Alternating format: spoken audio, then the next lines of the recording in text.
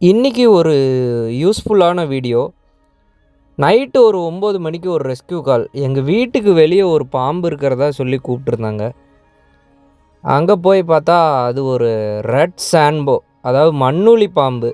அந்த பாம்பு அந்த செடி ஓரத்திலே படுத்துக்கிட்டு இருந்தது. சுமார் 3-4 அடி இருக்கும். அப்புறம் அவங்க வீட்டுக்காரங்க ரெஸ்க்யூ பண்ணக்குள்ளே என்ன கேட்டாங்கன்னா, தம்பி இந்த பாம்பு நக்கிடாதா, நக்கிட்டா கையெல்லாம் வெள்ளை வெள்ளையாக போயிடாதா அப்படின்னு சொல்லி கேட்டிருந்தாங்க.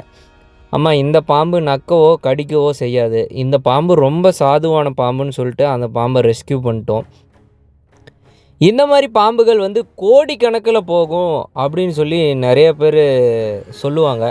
ஆனால் அது ஒரு ஃபேக்கான நியூஸ். இந்த பாம்பு விவசாயிகளின் உயிர். இது விவசாயிகளுக்கு ரொம்ப பயனுள்ள பாம்பு.